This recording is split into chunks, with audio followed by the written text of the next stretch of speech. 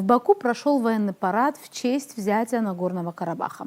На центральной площади Баку 8 ноября прошел военный парад, посвященный 5-й годовщине победы в войне за Нагорный Карабах. На параде, который принимал президент Азербайджана Ильхам Алиев, в качестве почетных гостей присутствовали президент Турции Реджеп Таyyip Эрдоган и премьер-министр Пакистана Мухаммед Шахбаз Шариф. На параде были продемонстрированы образцы военной техники, находящейся на вооружении азербайджанской армии. И масштаб представленной военной техники был явно предназначен не только впечатлить всех в регионе, но и за его пределами. В азербайджанских СМИ пишут о параде в восторженных эпитетах. Цитата. «Однозначно прошедший вчера в Баку военный парад в честь 5-й годовщины Великой Победы азербайджанского народа в Отечественной войне, положившей конец 30-летней армянской оккупации 20% территории Азербайджана, можно расценивать как демонстрацию триумвирата союза 3 братских стран и их лидеров. Лидеры Азербайджана, Турции и Пакистана Ильхам Алиев, Реджеп Таyyip Эрдоган и Мухаммад Шахбаз Шариф вместе принимали парад Победы и впервые вместе с азербайджанскими военными через площадь Азадлык промаршировали и пакистанские военнослужащие. В таком духе пишут официальные азербайджанские СМИ. В Баку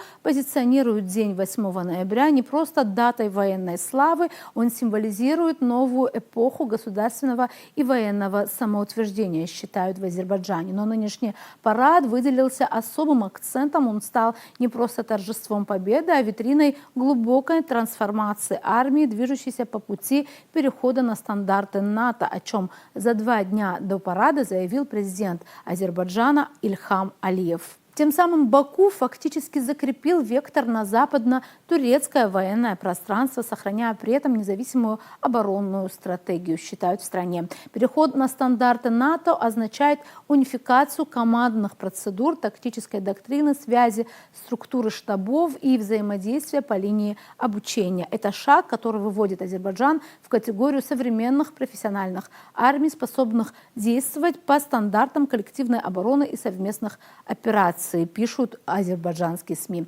Парад стал также демонстрацией тройственного военного партнерства Азербайджана, Турции и Пакистана. Их участие показало, что Баку укрепляет связи не только с Анкарой, но и с исламским миром Южной Азии. Таким образом, Азербайджан стремится соединить тюркскую идентичность и западные стандарты, формируя уникальную модель военной политики, восточную по духу, но западную по качеству управления. Для региона это сигнал. Армия Азербайджана уже не просто инструмент защиты границ, а фактор стратегического баланса на Южном Кавказе. Именно это явно пытаются демонстрировать из Баку. Депутат Российской Госдумы Константин Затулин, комментируя прошедший в Баку военный парад, отметил, что считает это жгучей несправедливостью по отношению к армянам, передает корреспондент Политнавигатор.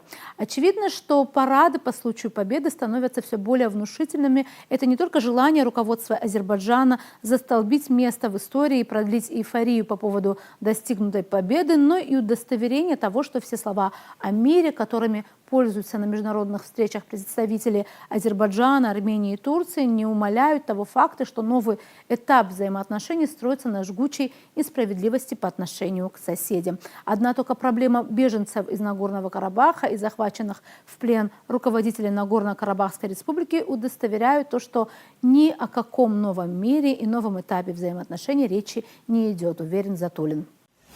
Я думаю, что, конечно же, и Азербайджан, и Турция, предъяви им такие соображения, будут их отрицать. Но очевидно, что парады по случаю победы, которые становятся все более внушительными, это не только желание руководства Азербайджана застолбить место в истории Азербайджана за собой. Не только желание продлить эйфорию по случаю достигнутой победы, но это, безусловно, и удостоверение того, что, к большому сожалению, все вот те слова о мире, о новом этапе, которыми, надо сказать, все время пользуются на встречах в международных кругах и представители Азербайджана, и представители правительства Пашиняна в Армении, и, конечно, старшие друзья в Турции, они все не умаляют того факта, что этот новый этап взаимоотношений строится на достаточно жгучей несправедливости и конфронтации, которую продолжают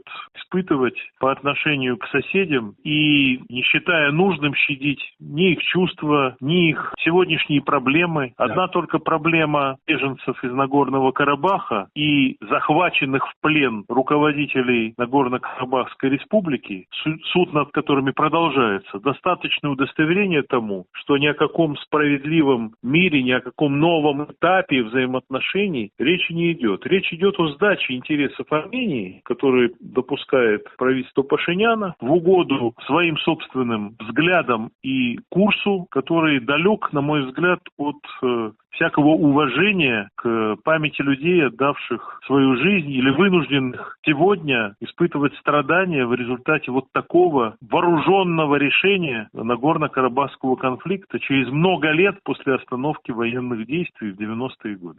Прежде всего, путь к тому, чтобы вести себя более достойно, он связан с тем, что вести себя более достойно должны более достойные представители Армении, чем те, кто сегодня на самом деле ее официально представляют. С этими людьми ни о каком достоинстве говорить не приходится. Я говорю о том достоинстве, которое должны проявлять в Армении. А что касается Азербайджана, иным образом его не побудишь вести себя по-иному, если при этом продолжается сдача интересов Армении ради того, чтобы получить какой-то ваучер на пути на Запад.